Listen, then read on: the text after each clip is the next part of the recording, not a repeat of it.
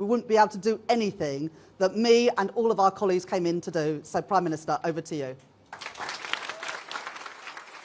Thanks, mate. Great stuff.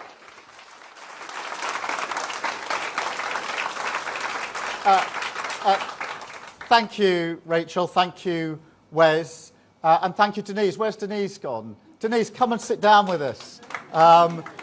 Because Denise's story is fantastic. As she said, she works here, she lives in this borough, and she uses the services here. And what a great testament that is. And Denise, thank you for your introduction. Thank you for your words. And it is a real privilege to be here with you in Stratford. And I've seen the work you're doing this morning. I'm sorry to be interrupting your work.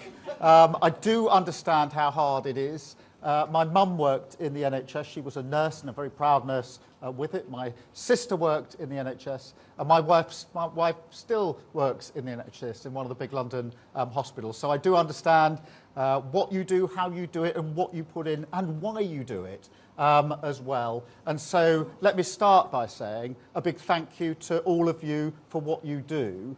And if I may, through you, to say thank you to all the NHS staff right across the country who do what they do as public servants because they care about treating and caring for other people.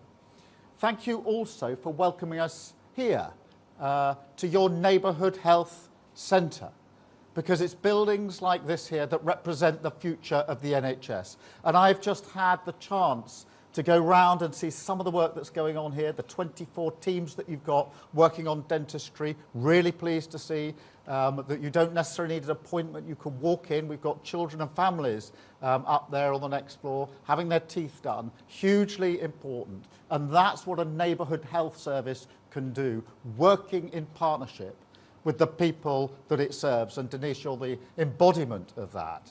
Power and control in their hands, care closer to their community, services organised around their lives. But look, I'll say a bit more about the future in a minute. But it is important that we go back a year to the NHS as it was left by the last government, with record waiting lists, the lowest ever satisfaction, and I know the toll that that takes on staff who work so hard.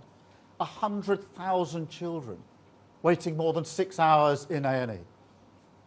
Now, I'm not going to stand here and say everything is perfect now. We have a lot more work to do, and we will do it. But let's be under no illusions. Because of the fair choices that we made, the tough Labour decisions we made, the future already looks better for our NHS.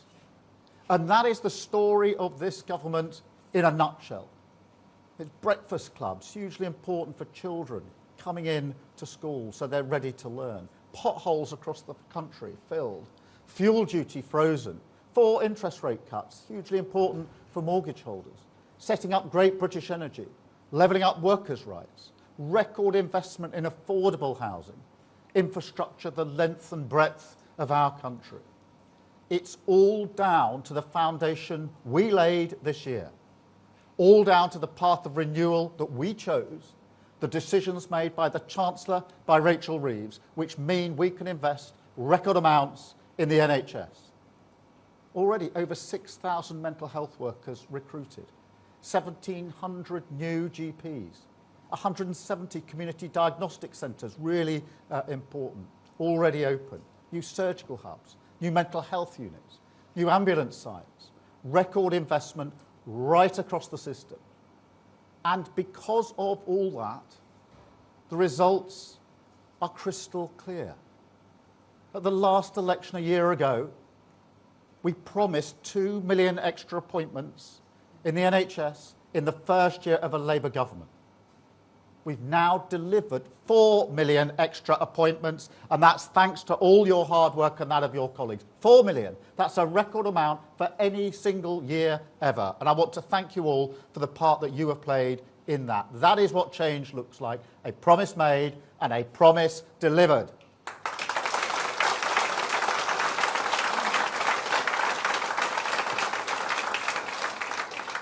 And turning those statistics into the human is really important. So let me tell you about Jane, who I've spoken to.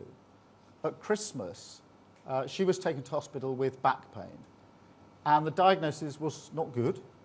She needed her gallbladder removed. And Jane asked, as you can imagine, how long will I have to wait? And they said to her back then, I'm sorry, but at the moment, it could take up to 10 months. But because we've speeded up electives, because we've speeded up appointments, by May, she was offered a private appointment, paid for by the NHS, as part of our plan. And now Jane is pain-free, 5 months, not 10 months, and she's got 5 months back, free from pain, free from anxiety, and in a sense, her life is no longer on hold. That is what change looks like in human terms. That's the difference a Labour government can make.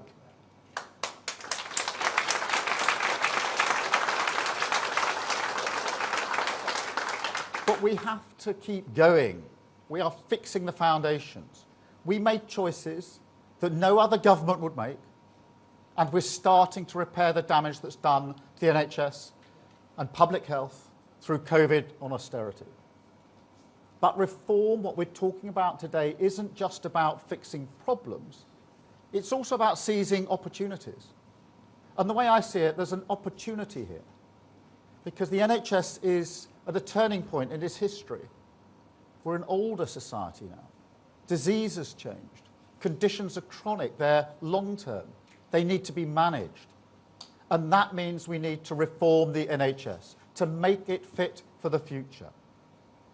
And with the technology that is available to us now, we have an unprecedented chance to do that, to make care better, to transform the relationship between people and the state, to give patients more power and control.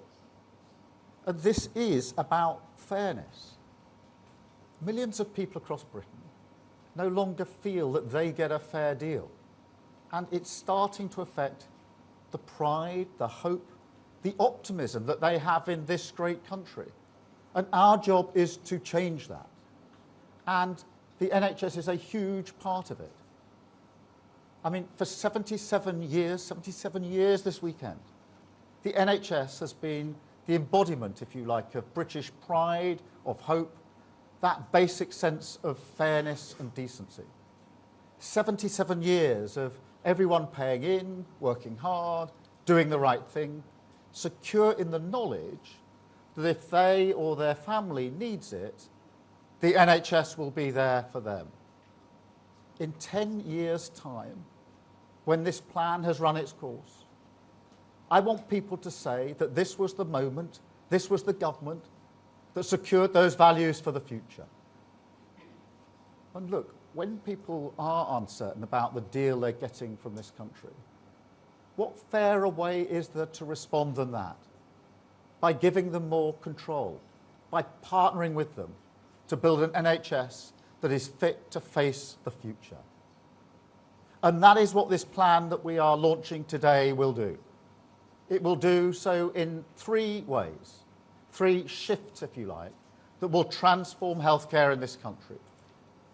First, we will shift the NHS away from being only a sickness service to a health service that is genuinely preventative, prevents diseases in the first place. That means a stronger focus on vaccination, on screening, early diagnosis, things like innovative weight loss services, which could be available in pharmacies, working with major food businesses to make their products healthier, better mental health support, particularly for our young people. And starting with children aged 16 this year, we will raise the first entirely smoke-free generation. Second, we will shift the NHS away from being a hospital-dominated service to being a community neighbourhood health service. You can see why we chose to come here. Places like this are the future of our NHS. As I say, you don't have to book an appointment. You can walk in. There are families here. People live in this area. It is local to them. Now, of course, we will always need hospitals. They will always be important for acute services in particular. But, as I say, disease has changed, and we must change with it. And not only can we do that, we can do it in a way that improves care and convenience for millions of people.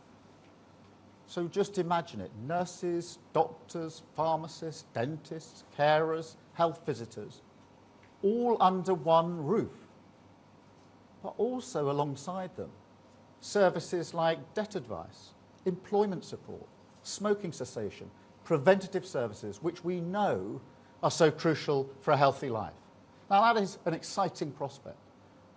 You know, the idea that the future of healthcare is no longer defined by top-down citadels of the central state, but is instead in your home, in your community, in your hands. That is an inspiring vision of change.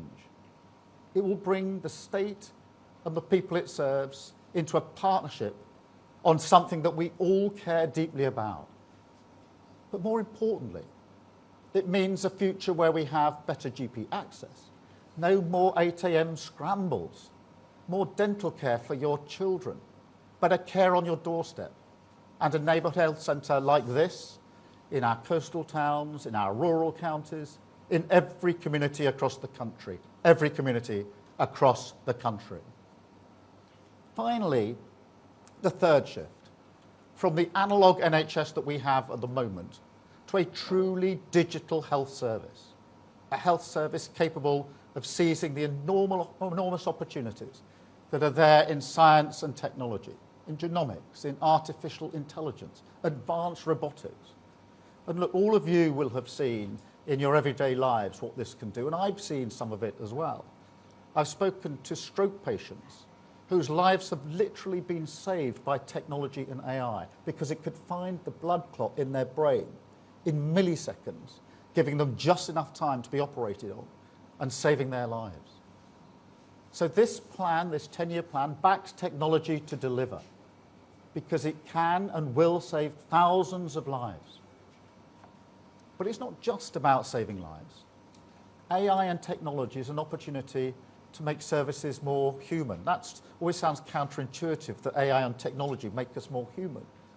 But it does, because what it gives all of you and all of your colleagues is more time to care, more time to do the things that only human beings can do, which is that care that is needed, the professional skills that you have. So this will make it a more human service as well.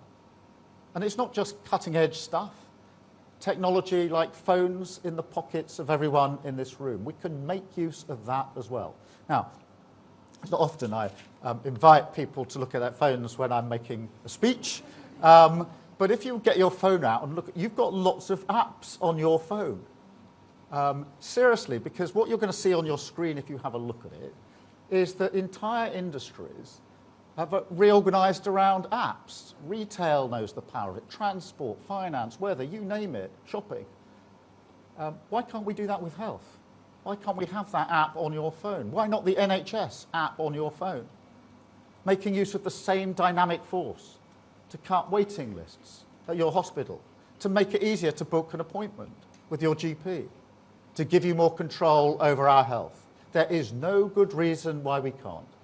And so I'm announcing today, as part of this plan, that we can and we will transform the NHS app so that it becomes an indispensable part of life for everyone. It will become, as technology develops, like having a doctor in your pocket, providing you with 24 hours advice, 7 days a week. An NHS that really is always there when you need it. Booking appointments at your convenience, ordering your prescriptions, guiding you perhaps to local charities or businesses that can improve your well-being. And perhaps most importantly, holding all healthcare data in an easily accessible single patient record. Now, don't underestimate just how important that is. I've been up to Alderhay Hospital in Liverpool many times. It's a children's hospital. It's a brilliant hospital. And one of the times I was there, I went onto the ward where particularly young children were having heart surgery. I have to tell you, it was really humbling, both seeing what the children were going through and what the professional staff were doing. And when I went into a particular ward, I saw a 2-year-old boy who had just had major heart surgery. It's an incredible thing to see. and I spoke to his parents, who were, as you would expect, at his bedside, where they'd been throughout. And one of the things they raised with me is the distress that they felt, that they had to go through every condition he'd had and what happened to him, how it impacted him over and over and over again, when they went to Blackpool, when they went to Liverpool, when they got to Alderhay. And they were actually welling up, telling me, it's a really difficult story for us. This is really hard. And we don't want to keep on having to repeat it. Why couldn't it have been recorded in some accessible form the first time round? And I will remember their faces and that story they told me for a very, very long time. And we can fix that. We can make it more accessible. We can bring this together in one place. And there are other examples as well. That red book that every parent gets when they have a child, why can't that be digital? There's no good reason. And so that is exactly what we will do.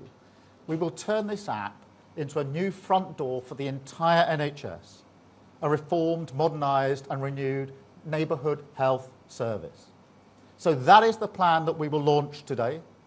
That is the change we will deliver, the difference a Labour government makes. The NHS on its feet, facing the future, delivering fairness and security for working people. Thank you so much. Thank you. Thank you. Thank you. It's a bit hot in here, isn't it? Oh my God, I'm sweating. I'm absolutely sweating. I'm sorry, I'm making you look like a sweaty We'll mess. keep the media questions short. Thank you all very much. I'm going to take a number of questions from the media now. We're going to keep them relatively short and free because the staff are getting very hot. So in their interests, we'll take questions. And I'm going to start with the BBC and Hugh Pym. Thank you, Prime Minister. When will you be able to assure patients that they will be able to see a GP more easily, they'll get the mental health support they need, and they won't have to wait long hours in A&E? And another briefly, would the Chancellor like to comment on her experience in the Commons over the last 24 hours?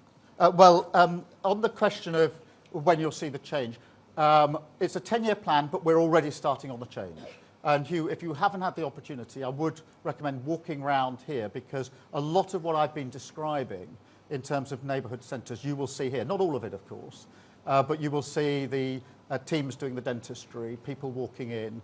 And that is both incredible to have that in your community, but it ties in with my experience in Alderhay. I think you may have been there when I was there, when one of the shocking statistics, and it really did shock me, was to learn that between the ages of 8 to 12, more children come to Alderhay to have their teeth taken out because of decay than anything else. And so some of that is being dealt with the preventative measures here. So some of it is starting already. The technology is moving on. Some of it will take a bit longer because the neighbourhood centres have to be put together and the services all brought to one place. It is a 10-year plan, but we're beginning on it already. And what I have, and my intention and determination is that as we look back proudly at the Labour government that created the NHS, and we do, and celebrate it, and that's a good thing, I want in 10, 20, 30 years people to look back and say, this was the government that seized the moment and reformed the NHS so that it's fit for the future and is still celebrated year after year after year.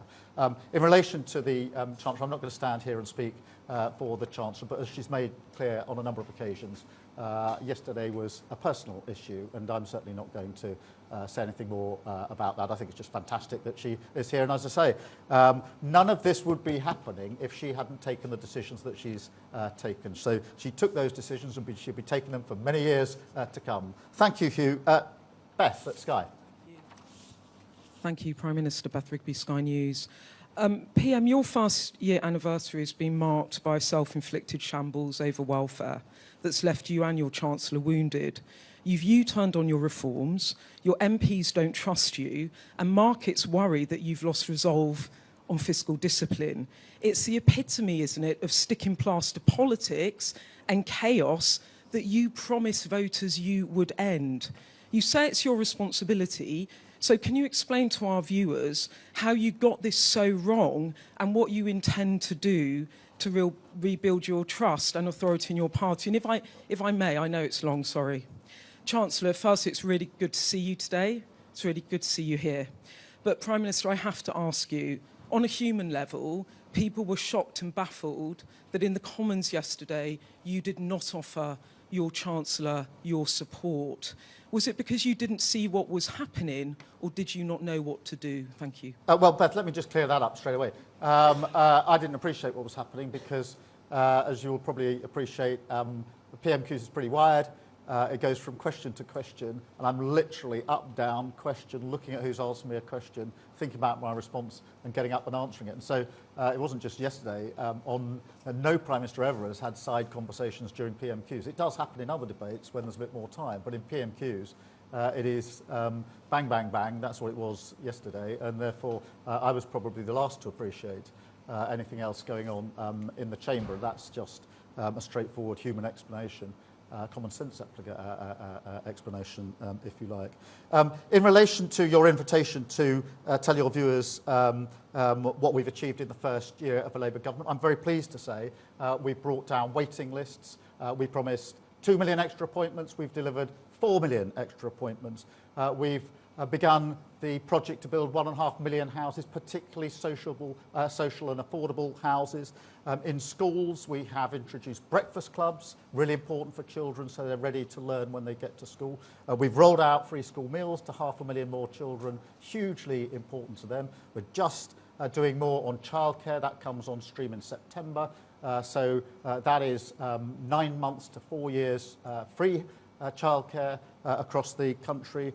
We're ramping up and introducing the biggest upgrade in employment rights for a generation. We've got record investment into the country. Just last week, Amazon put in 40 billion investment into this country in jobs. That's one of the biggest single investments that has ever been made, and that brings the total for the year to £120 billion.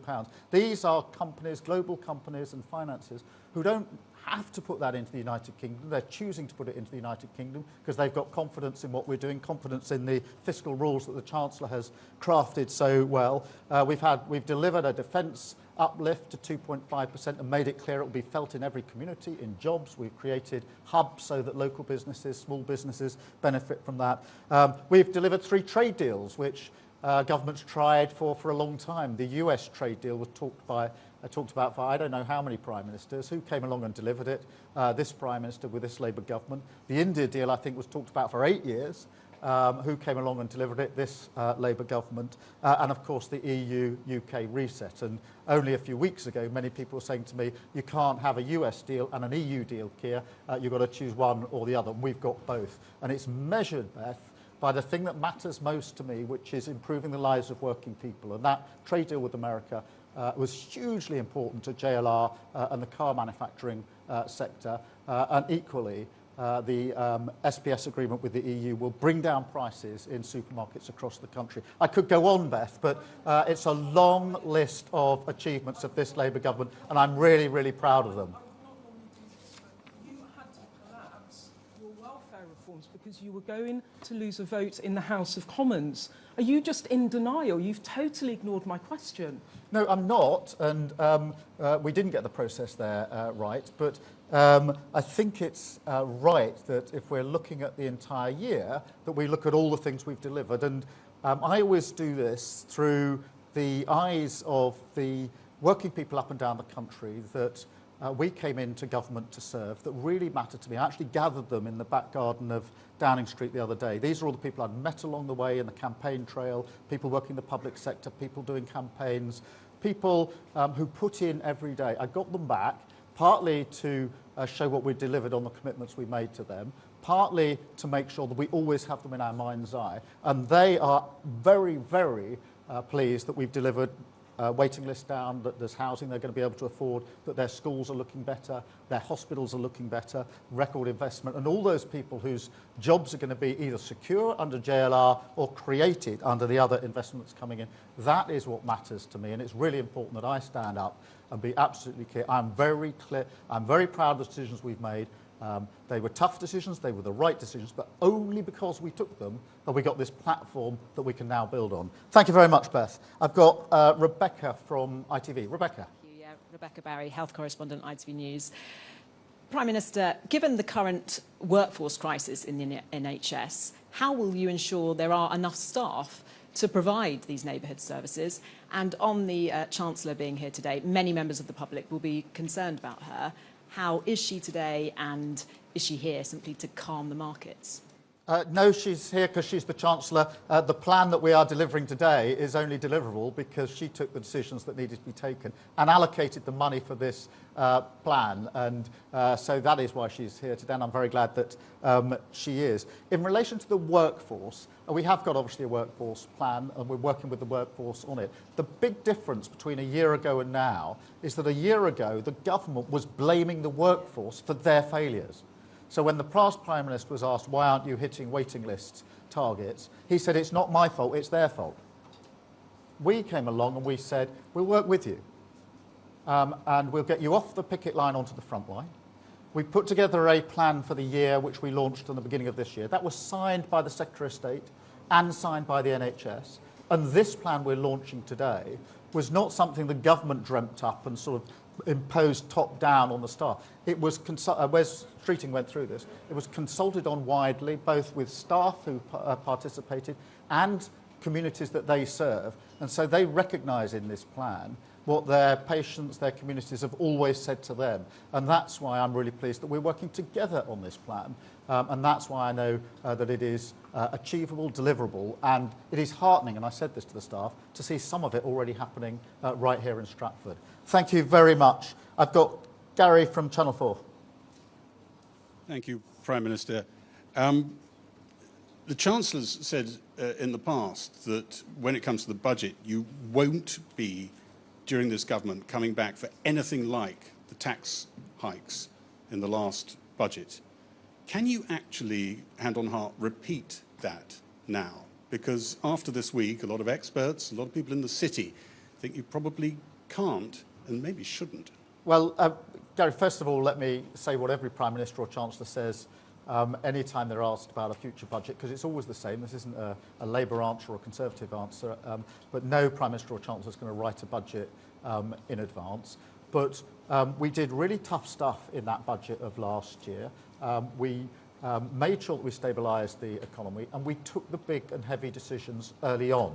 And that's what we meant by what we said when the Chancellor said that before. It's what I mean and say again today. We've done a lot of the heavy lifting. We've done a lot of the hard yards. As a result of that, we're turning our economy around. The fastest growth in the G7 in the first quarter of this year, business confidence at a 9-year high, and record investment. In the end, that's what drives growth, and that's what we were saying a year ago at the other side of the election, and I say it again here today.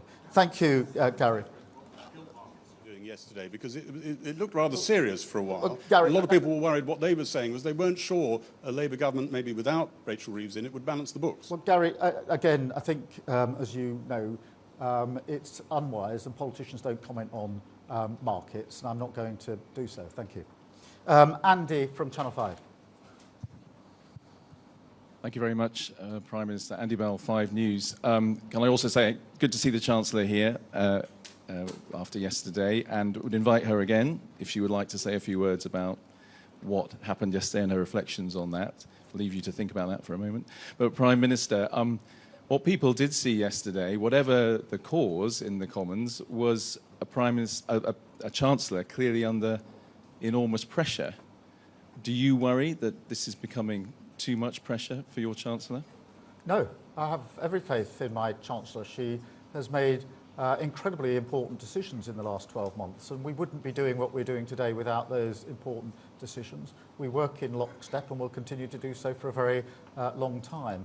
And that is a good thing for the government. It's a good thing for the country. Thank you. Chris at GBN. GB.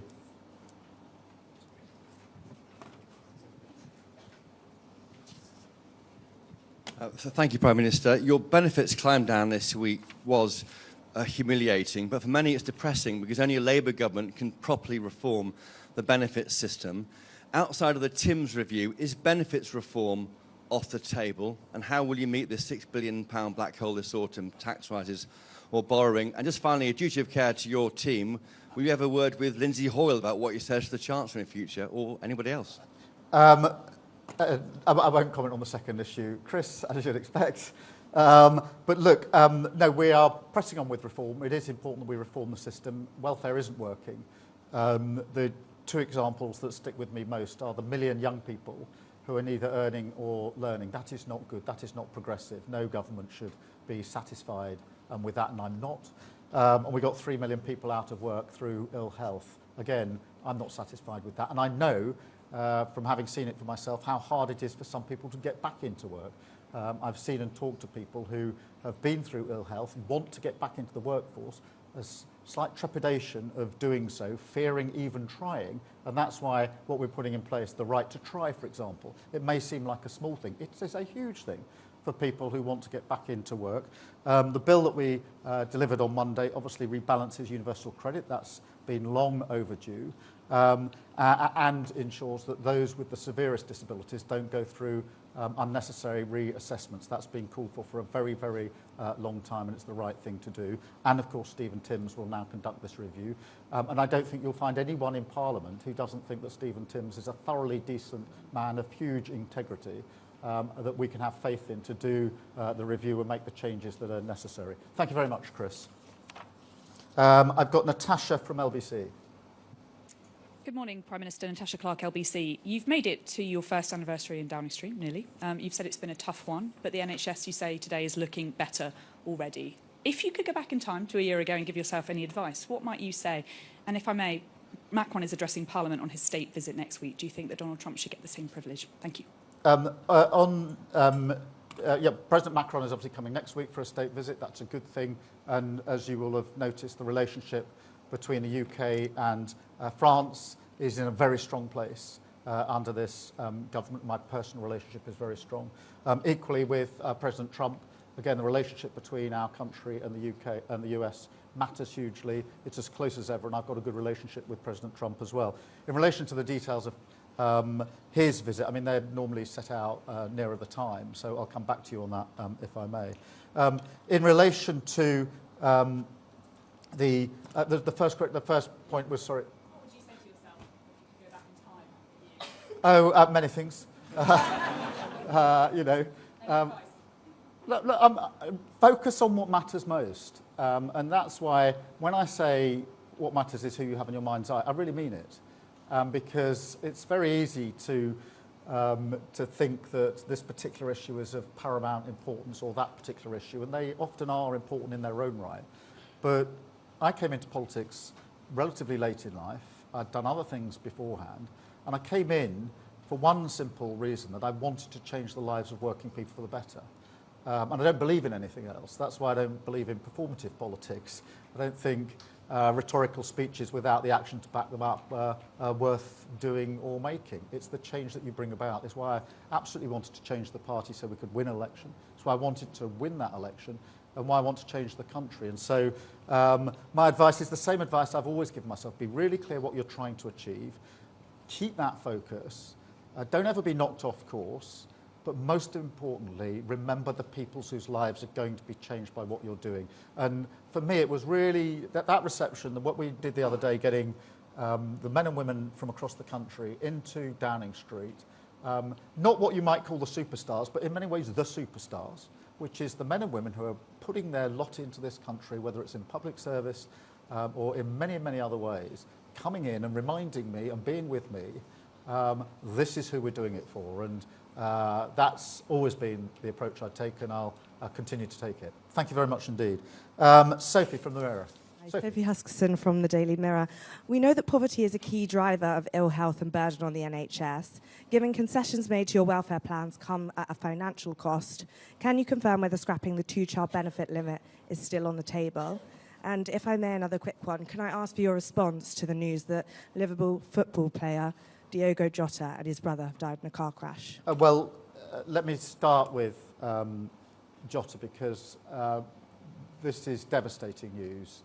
And I'm sure I speak for everyone in saying our first thoughts are going to be with his family and his friends in particular. But there are millions of Liverpool fans, but also football fans, non-fans, who will also be shocked by this.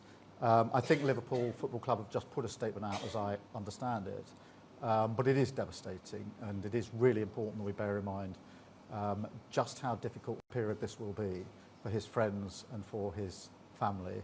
In relation to child poverty, let me be really clear. The last Labour government drove down child poverty, and it was one of the proudest things that we did.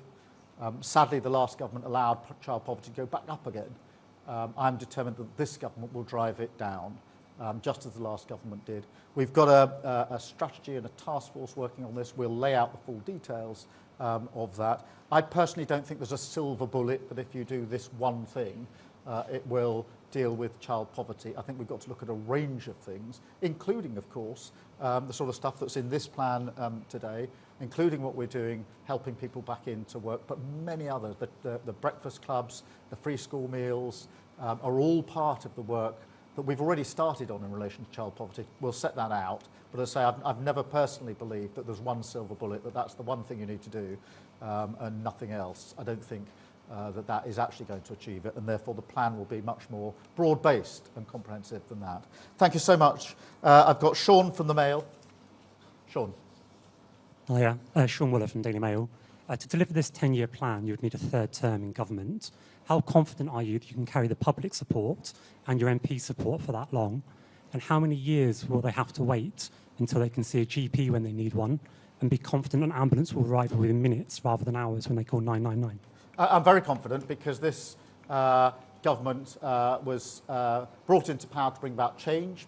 People desperately want change on so many levels, but one of the things that came through in the election campaign loud and clear is please change the NHS for the better, because nobody wants their NHS to be, I used to say on its knees, actually it was on its face. The staff don't want that. I know that it broke the hearts of staff to know that satisfaction in the NHS was at an all-time low. Imagine working really hard in the NHS, and because the government hasn't given the resources and the backing to the NHS, satisfaction is an all-time low and waiting lists are an all-time high. When Labour last was in power, we left with the lowest waiting list and the highest satisfaction. That's where we need to get to. And the reason I'm confident that we can deliver that, and I've always said it's a 10-year renewal plan for the government as a whole of the country, a rebuild, but this plan is a 10-year plan. I'm confident in that because it reflects what the public, the communities have put into the plan. This wasn't a plan which we sat in Downing Street and wrote out. It's a plan that we asked those who use the NHS what they wanted to see change. We asked the staff as well, and that's why I have utter confidence in it. Thank you very much, Sean. I've got Chris from The Times. Thank you. Chris Smythe from The Times. Basically, every plan for the last few decades has set out the same vision as we've got here, talked about the same shifts and had the same goals. None of them have worked.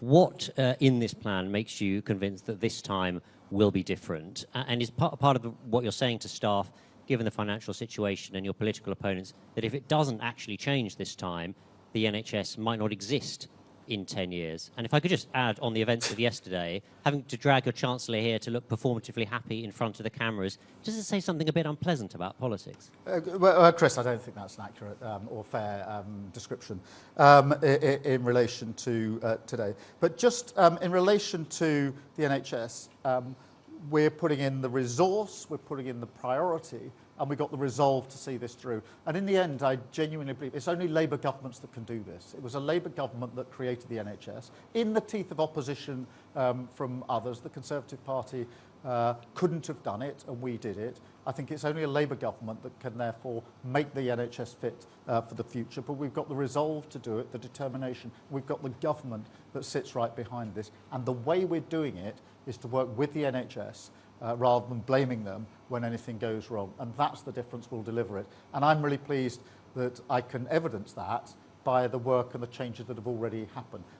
As I say, I'm really proud of this. I'll say it again. We promised 2 million appointments. It's a big thing to promise before an election because I know that if I was standing here a year down the line and we'd only delivered 1 million extra, you would all be saying to me, you've broken your promise, haven't you? We went through the 2 million threshold, I think, in about 7 months. And then it went up to 3 million, then to 4 million. I'm really proud of that, but I know that only happened because we worked with the NHS and put the resource in and the backing. And now, again, back to the people that matter most to me, people are now getting their appointments more quickly as a result of the changes we've made. Jane is a small human example of that, but Jane would still be having back pain today if we hadn't brought about the faster appointment in her particular case. I've got Peter, I'll take from The Guardian, then we're going to call it a day because it's getting very, very hot in here, and I'm just conscious. Look, I'll keep this as brief as I can, and if ever anyone collapses in the background, I'll be sure to let you know. Just if you talk to anyone who works in the NHS, they all say that one of the big things that can save it is improving the lives that people lead, and public health measures like that often get bogged down in kind of nanny state arguments and things like that. Is there anything in the 10-year plan that's going to be different to what's been promised before? And if I could just very, very quickly follow up Sophie's question. One of my colleagues wrote a story this week that contained the calculation that economic inequality costs the NHS about £50 billion a year. Do you accept that tackling poverty is a key part of this 10-year plan? Firstly, let me take head on the so-called nanny state charge, because when I learned at Alderhay that children of that age, 8 to 12, were coming in to have their teeth taken out, and that was the major cause, the highest cause of admission, I'm not interested in an argument about nanny state. If the price of not doing it is a child losing his or her teeth before they're 10 years old, I'll take those measures any day of the week, and I'll defend them any day of the week. And it's not just the child going in to have their tooth taken out, which is shocking, and it should be shocking for everybody. It is also, I saw brilliant professionals at Alderhay, the best staff in that children's hospital, and they were having to use their time and skill to take teeth out, rather than do the heart operations, to do the other operations that they need to do, to take teeth out, completely unnecessary, preventable measure. And that's why I think we absolutely have to take these preventative measures. We're quite right to do so. I learned this morning, actually, from the team here. One of them, a number of years ago, I won't say how many years ago, but she's experienced. She said they actually used to do the teeth brushing years ago in schools. It wasn't uncommon for that to happen. It's not a new development. It's very common sense. It's an example. But what I won't tolerate is children losing their teeth, or brilliant staff having to spend their time carrying out preventable and unnecessary measures when they would much rather be using their skills to do other things, as they are doing here. I mean, I was really struck. There was a young family in having their teeth checked and done this morning. That is exactly what we want in a walk-in service. On the question of inequality, yeah, the two are tied up. We have to reduce poverty. There are a number of ways of doing that. I'm really pleased, for example, that we increased the minimum wage this year. That's £1,400 more on average for those on the minimum wage. It's a really important measure that we are taking. Free school meals saves families money. Free childcare saves a huge amount of money for families. Breakfast clubs as well. There are a number of measures we're taking to reduce the burden of the cost of living, because I know absolutely that inequality and poverty are linked to ill health, and we'll continue to take those measures. Thank you very much, and we really will release everybody now. I say thank you to all the staff. That was very, very hot, wasn't it? Apologies.